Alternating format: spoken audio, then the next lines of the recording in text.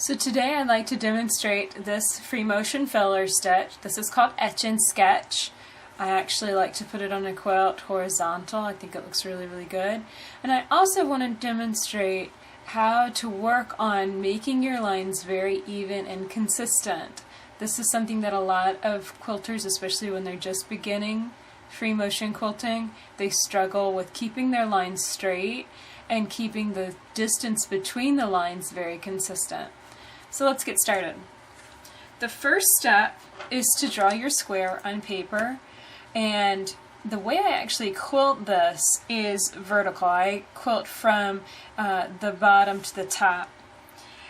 Now of course, play with it. If you seem to work better from left to right making the shapes, quilt from left to right. This is just simply how it works best for me.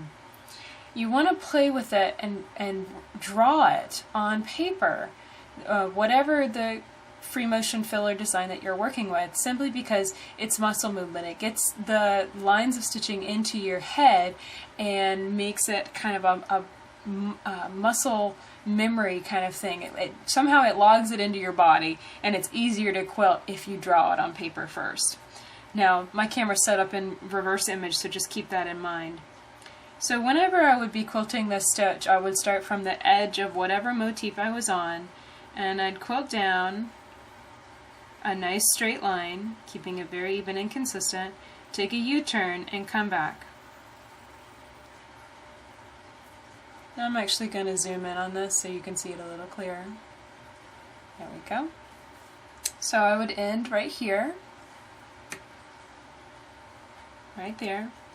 So then I do something called traveling, that's stitching back along your original stitches, about 1/8 of an inch, and then I'd come down again. And this is kind of a form of echoing. You're running your lines parallel to one another. And come down about maybe 3/4 of the way, take another U-turn and go back. And you might even want to take a U-turn here and go back all the way to the opposite side. This helps it make it not look quite so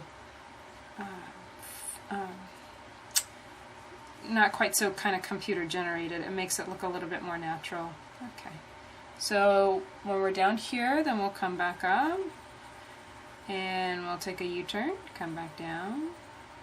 And you want to keep your U-turns, when your U-turns butt up against each other, which they're going to, that's the design, you want to make sure that the U-turns stay consistent too. You don't want this to be very far apart in comparison to all the other lines together. The biggest point about filler stitching, filling in an area very densely with quilting, is that you want to keep your lines consistent because your eye is not caught by the lines of stitching themselves, but the space between the lines. So just simply keep the U-turns the same distance apart, so about 1/8 of an inch, as you keep the regular lines of stitching.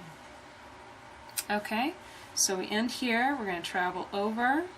And you see we've got this line, and we've kind of wiggled off to the edge. So I'm going to kind of correct that by coming in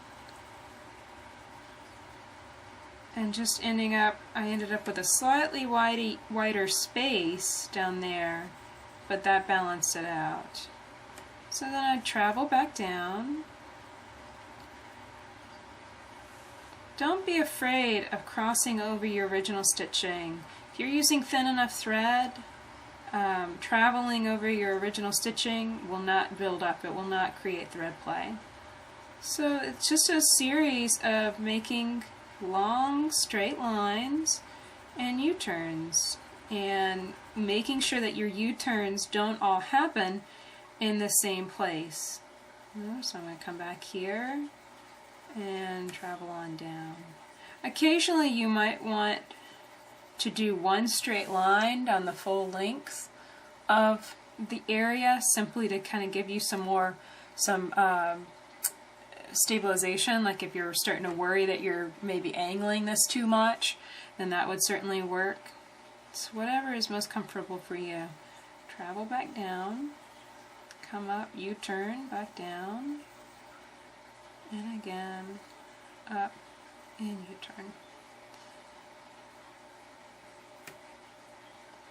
So for right here, I probably do a small U-turn.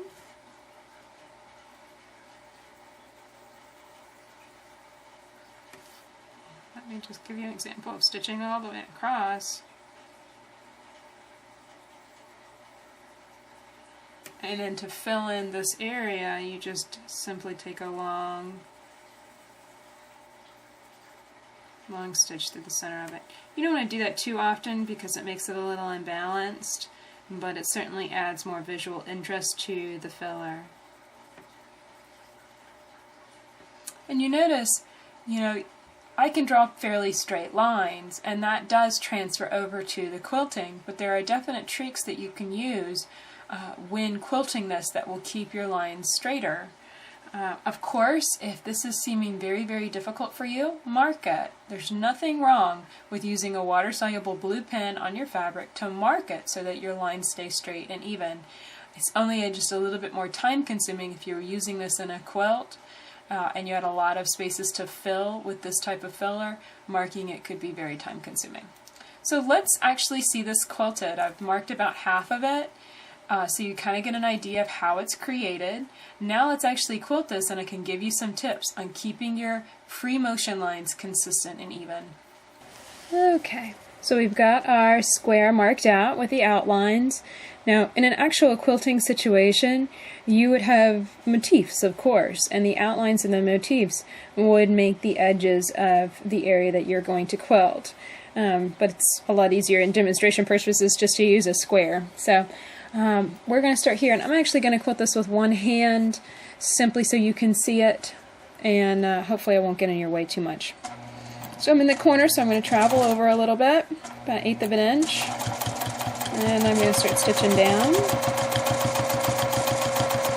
Take a U-turn and stitch back up.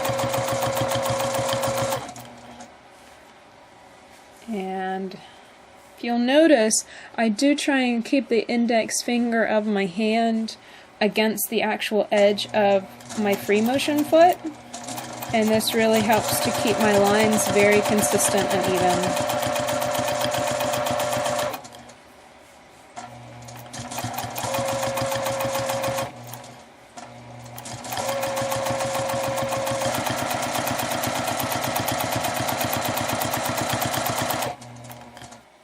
Take a U-turn here.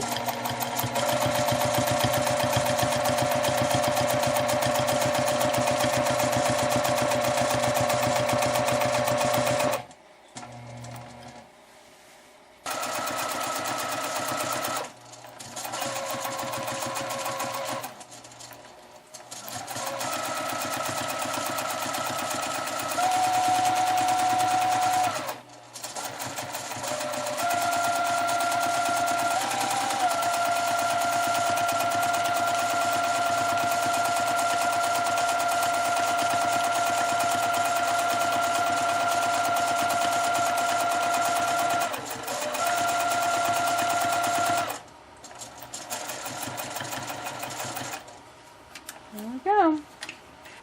That is the free motion filler stitch called Etch and Sketch, and by using quilting gloves and keeping your hand on the right side of your free motion foot, you can control and quilt very straight, perfect lines.